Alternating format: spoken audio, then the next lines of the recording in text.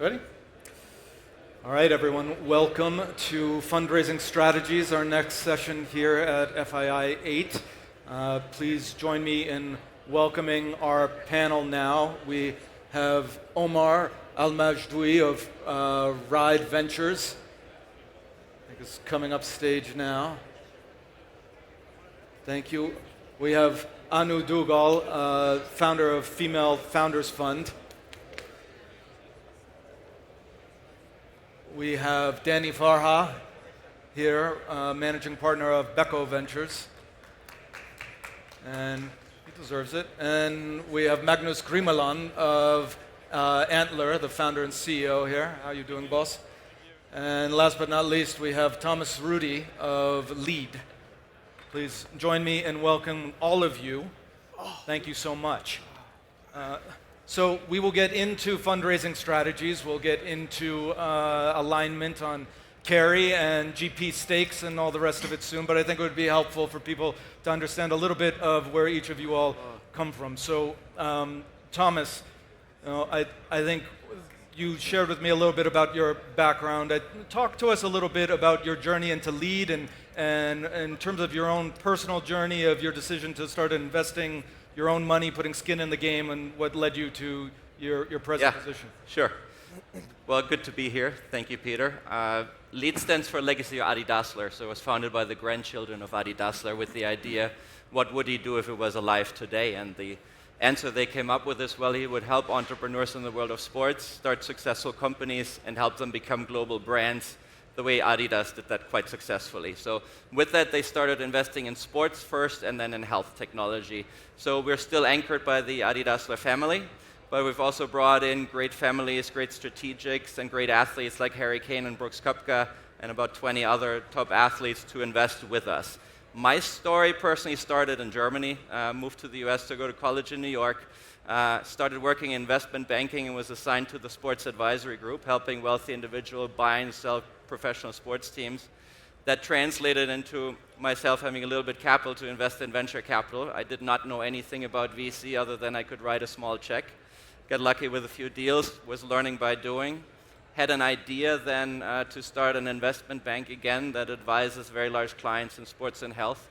And a few years ago sold that company to Lead to come on board as the CIO. That's great. And Omar, Yes. tell us, what was the status of venture capital here in the kingdom when you decided to start getting into it, and what were you doing right before? Well, yes, the change was, you can say it's incredible. So we started back in 2015, right before the Vision 2030 was announced. And it was barely, we were barely actually could find a startup to invest in Saudi Arabia. So we started from Dubai. And gradually, so after the announcement of Vision 2030, actually once we heard about it, we were like, okay, let's see what will happen. And with time, things started to show interesting progress in the ecosystem from all angles, from all channels. So from having a Saudi Arabia as a minor part of our thesis, to now 80% of our investments are in Saudi Arabia. This is a big shift, organic shift. We are commercially driven. We are not really driven by any developmental mandate, and yet we can only find best deals in Saudi Arabia, with, of course, very good exposure in UAE, very good exposure in Egypt, and some other areas in the Middle East. But definitely Saudi Arabia is the place to go to be. Even from the DPI part. So we started in 2015. And we invested in many companies in UAE, many companies in Egypt, many companies in Saudi Arabia.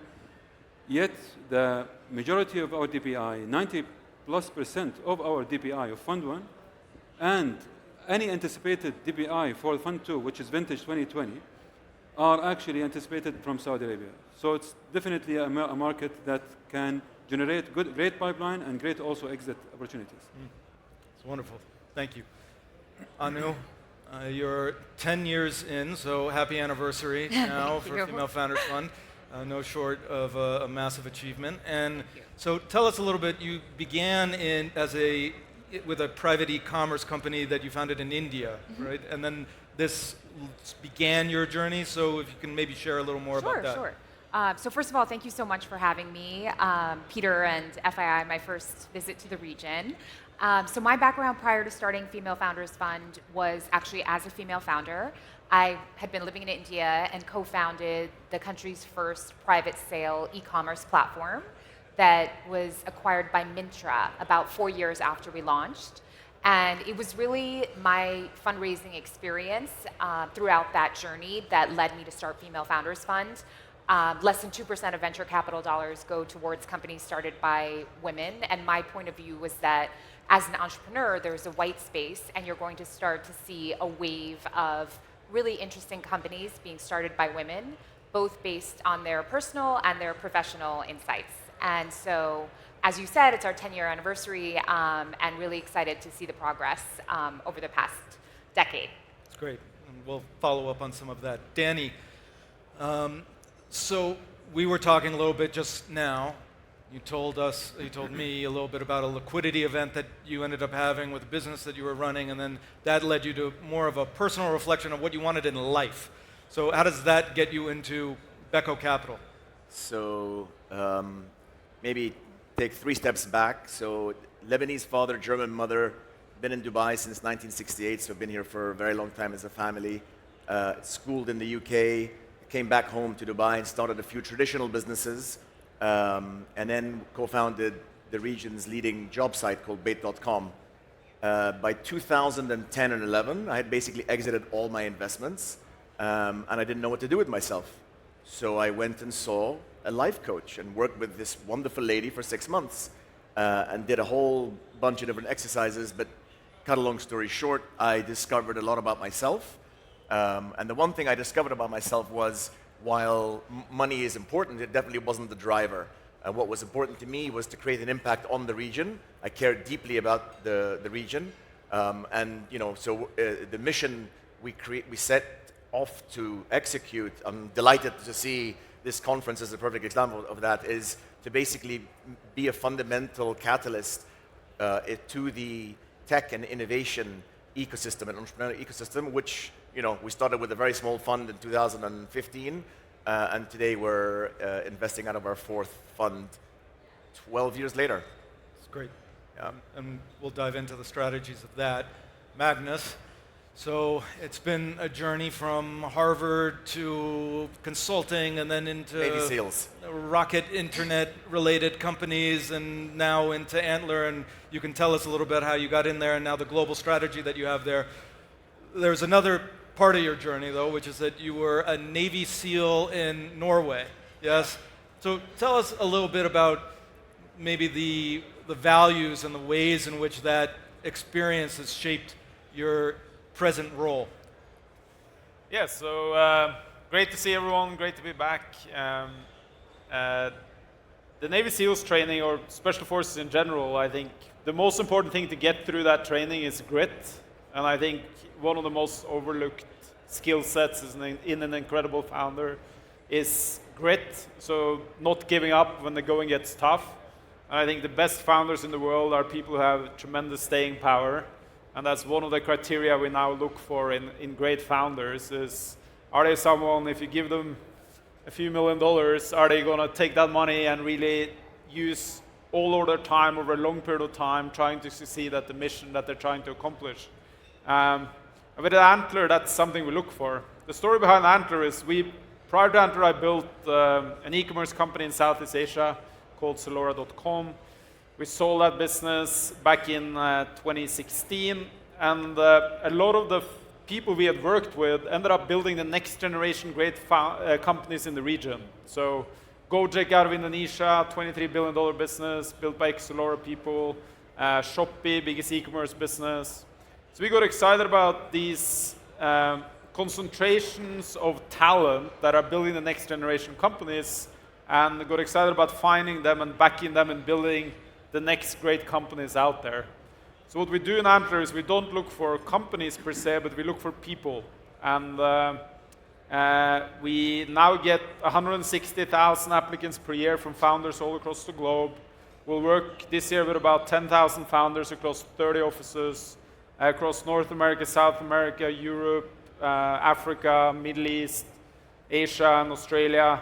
And we'll back about 400 new companies built by these exceptional founders. And what is super exciting is, we started in the Middle East a couple of years back. We ran our first program. We actually started about a year ago here in Saudi Arabia. So we have an office in Saudi Arabia, we have an office in Dubai. And the popularity amongst founders globally to come here and build companies has grown through the roof. I think our first program, we got about 2,000 applicants last year. The last program we just started in the garage, very close from here, we got 8,000 applicants from people from 34 countries who were either here already or wanted to come to Saudi Arabia and build a company. And now we're working with them to find great co-founders, iterate the business model, come in with the first bit of capital, and then we have the great pressure of co-investing in later rounds with a lot of people here around the table. We did, 3 deals together in New York. And we also like to partake later on. So we come in with the first bit of money, but we can invest up until Series C. So we can put up to $30 million in a company through 5 rounds, basically. So that's what we do. And very exciting times. I mean, we're not really seeing growth like this anywhere else in the world in terms of the demand from people to come and build companies. That's great. And there's a divergence here because you're very much focused in a global strategy, and then Omar, Dany in particular, focused in a particular region of the world, and then Anu, you're looking at a specific theme in terms of a type of founder, and Thomas, the sports element is fundamental to what you do. If maybe you could talk a little bit for us about integrating professional athletes into what you do. You can name as many names as you like or not, depending on what your NDAs say, but that it's elemental to what Lead does. So if you want to share a little bit about that. Absolutely, and that's really important for founders to understand as well that apply to us. So we have a hard time investing in companies that just do one thing particularly. So if it's an app that analyzes your golf swing, right, that is too small of an addressable market really to scale it for venture type of returns.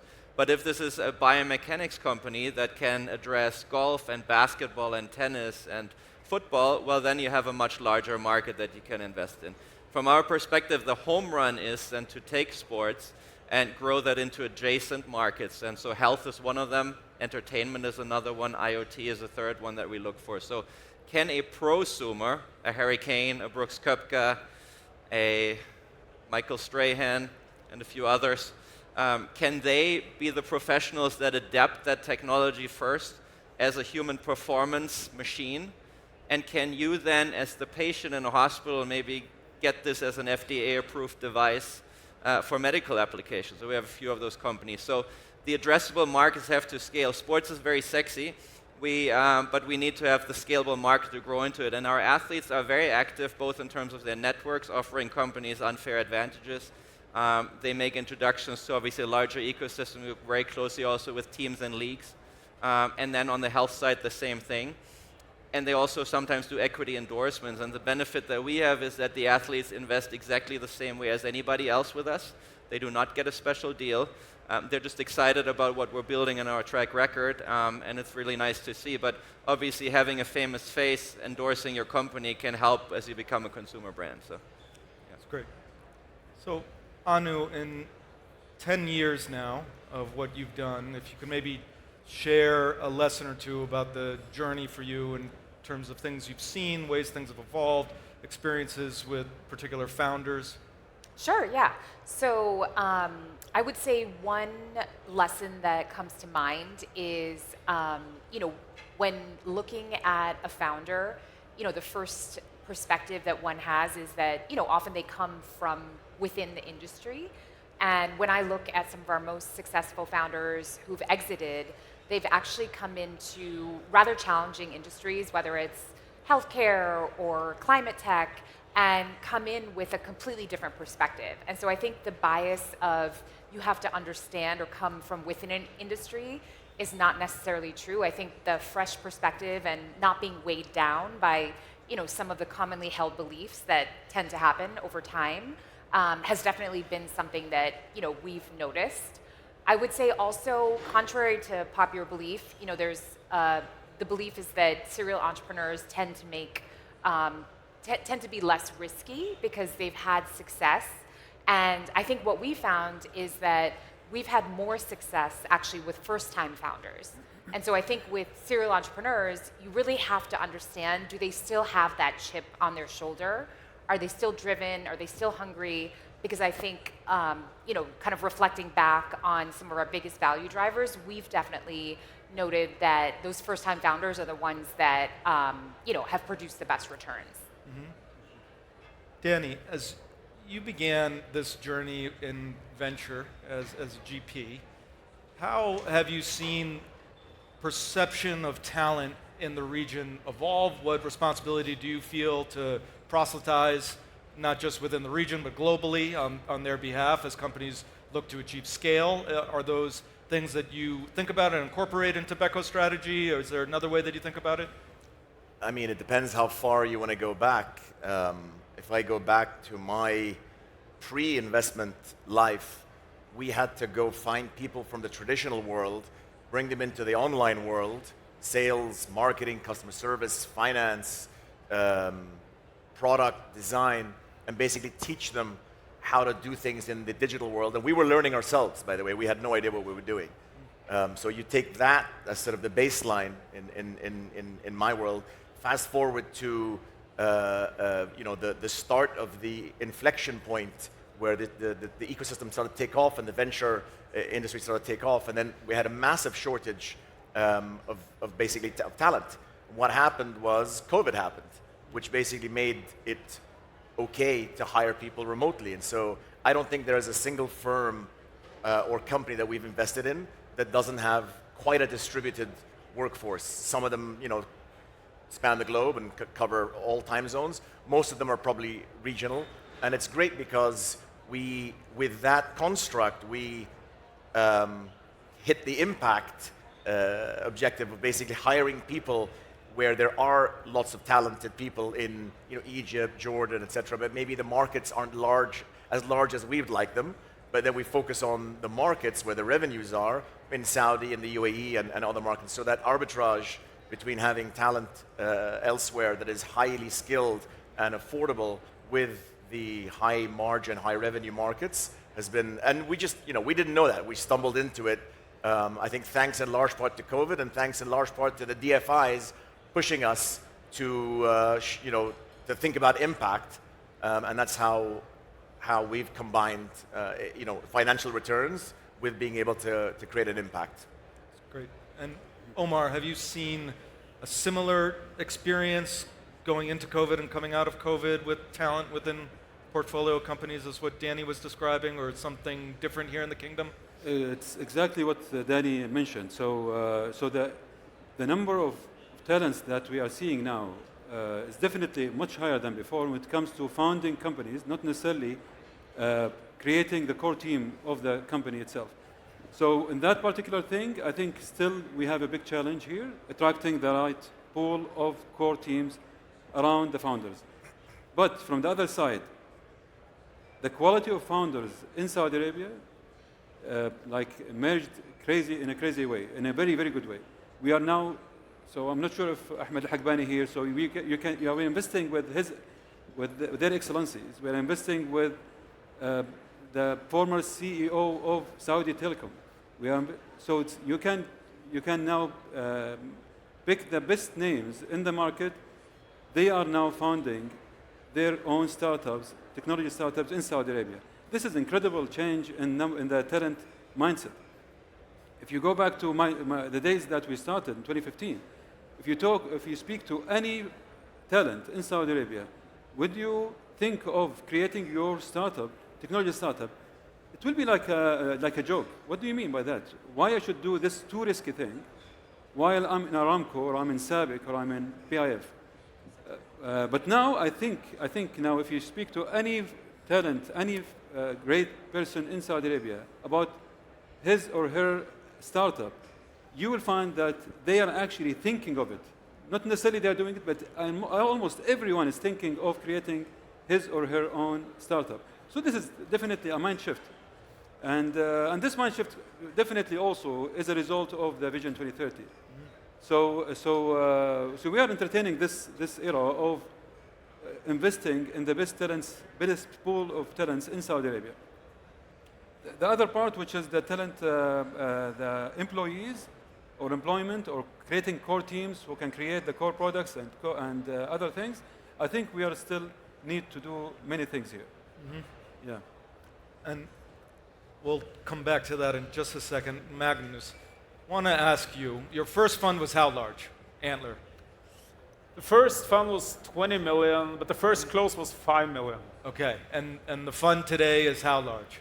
Now it's about $1 billion. Okay, so walk us through a little bit about, we talk about personal journeys and the status in the marketplace, and we're talking about portfolio construction, you hear a lot, but LP construction is something people talk about a little less, but is equally important to the success of these funds when you get ones that really shine for you. So walk us from the beginning until now, how you began thinking about it, and where you see things today, and what's of most value to you now.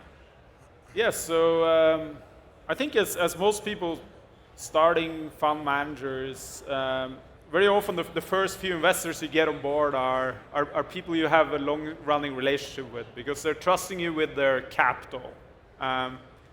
And that's the only thing you really have in the beginning is the ID and the team and that relationship.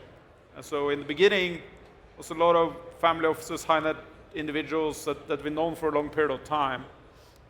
Fast forward to today, about 70% of the capital we raise is institutional capital, because obviously the fund sizes are getting bigger, but also you have a track record of superior performance where people get excited to come on board and back you. The brand is stronger. Also, some of your portfolio companies are well known in the general marketplace. So that mix obviously changes. I think another thing that is interesting in terms of how the world is evolving, I think venture capital in particular is getting more and more professional. I think that there was a period in time, if you look at 2020, 2021, for example, a tremendous amount of capital came into venture capital, and you can actually do really well by just being lucky, right? So, there are some times in life it's actually better to be lucky than good. What year was your first vintage? Our first vintage was 2018. 2018. But if you look at it today, I think the VCs that are doing really well and are attracting large sums of capital are people who have created some systematic advantage. That might be very deep networks of know-how in the region. It might be a specific focus on a specific network of founders.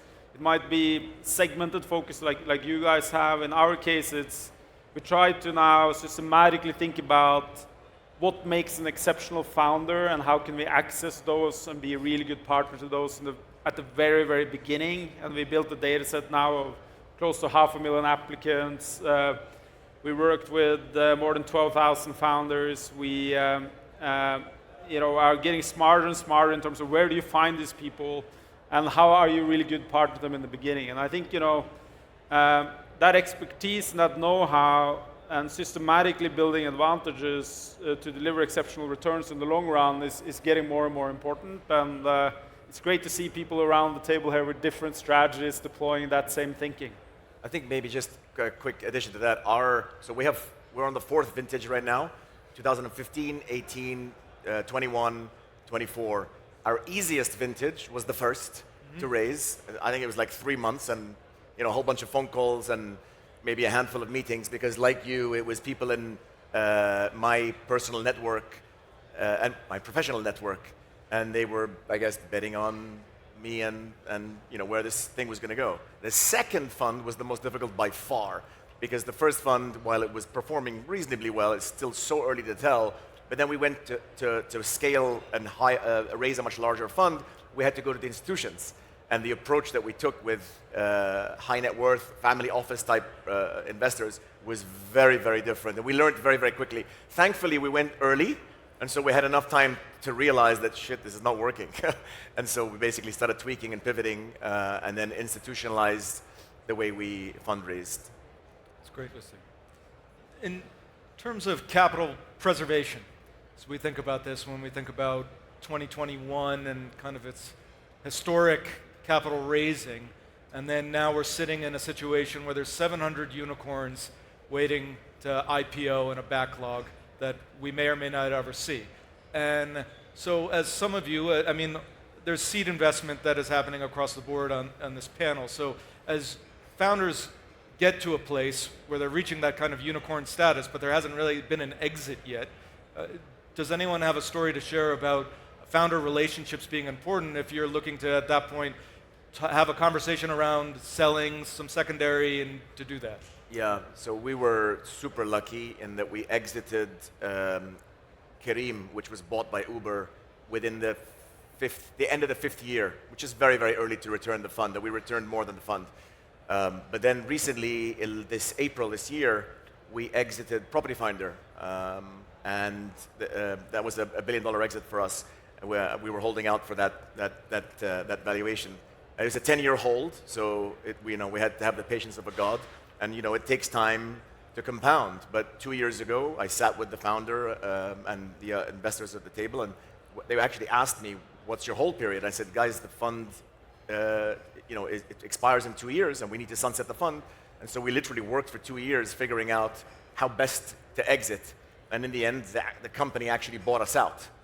They took a facility, even though they're very, very profitable, and they bought us out. So I guess, having these conversations very, very early on, being very, very transparent, I think it was an interesting experience because it's the first time in my life with this founder and we're very, very close, where we were always negotiating on the same side of the table, and suddenly he's on the other side of the table. But again, because there's a huge amount of trust, we were able to hash out a fair price and sort of fair terms. So that was a great outcome. We have a very similar situation where basically there's one of our portfolio companies we came in particularly early, as we tend to do, and they're raising now at a post-$1 billion valuation, and for us it's that's a 600x. And what is quite interesting with these types of companies, once you have outliers in the portfolio, it doesn't really matter if the IPO markets are open or the M&A markets are open or so on. It matters on the valuation, right? But if you come in really early, whether your valuation is 40 or 50% higher or lower, it doesn't really matter. What matters is that it's an outlier and it's doing extremely well. And when you have those outliers in your portfolio, there's always more demand for equity than you have supply. So then if you come in early, and founders tend to want more great companies to come in and be on their cap table because they can help them at the next stage of their growth. So I think the important part really of creating liquidity for early stage VCs is ensuring that you have some outliers in the portfolio. And if you have some outliers in the portfolio, you're actually not that dependent on the markets being liquid because they are necessarily liquid because there's a real supply and demand mismatch in terms of access of equity. So in this particular situation now, we're selling a part of our share and we're returning more than the entire first fund, and the markets are not open yet. Now, I do think though that over time, it's necessary for that other part of the portfolio, which are not those crazy outliers, but companies that are doing well, and they're executing well, they're generating real returns, sometimes they're profitable, but they're not at a size yet where there's tremendous amount of demand for the equity versus supply, and there you actually need much more active M&A and IPO markets, and those always come back. You always think in these periods of time that, hey, will they ever come back to how it was? But we thought the same thing after the financial crisis. We thought the same thing after the dot-com boom and bust, but they always come back, right? So I think for that part of the portfolio, these things are much more important.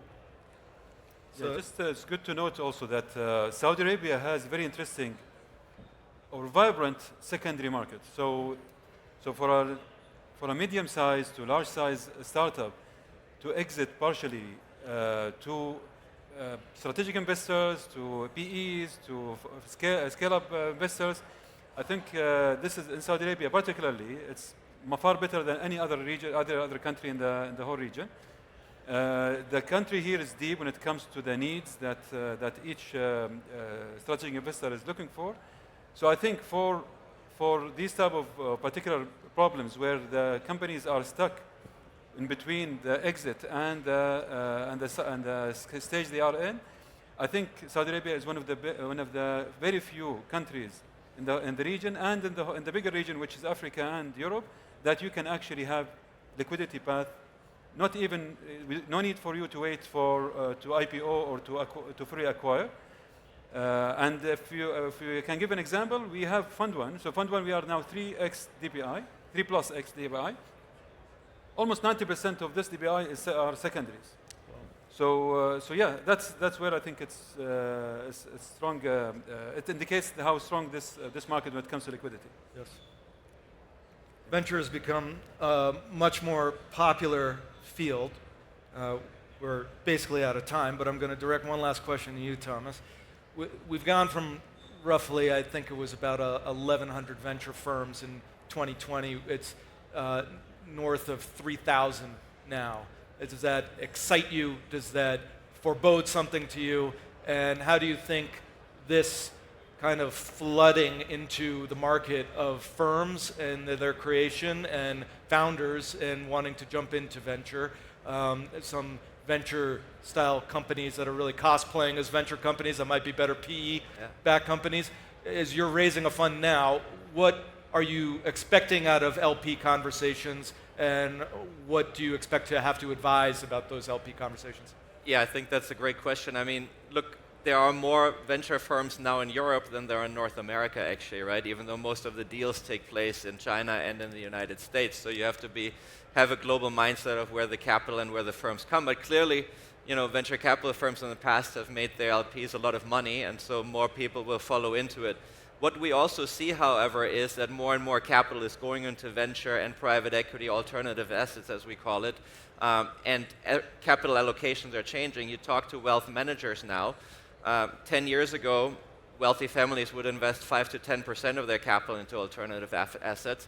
That is actually trending up to 30% now. So there's a huge amount of wealth and a huge amount of capital flowing into venture capital. And as a result, there's more room for other players. The more competition there is, we welcome that, right? We welcome co-investors. Unlike private equity, we're very collaborative. We're working on deals together. We share our knowledge. So if you have sophisticated players that are able to raise money, is one thing. To build the relationships is another. Everybody knows how to value a company. It's about getting the deals, right, and understanding the founders and being a good psychologist. And that's, I think, will weed out a few, right? Most of the VC companies now that were successful in 2021 are having existential crisis and might get flushed out of the system again very quickly. Wonderful. Well, thank you, all of you, and please join me in thanking our panel.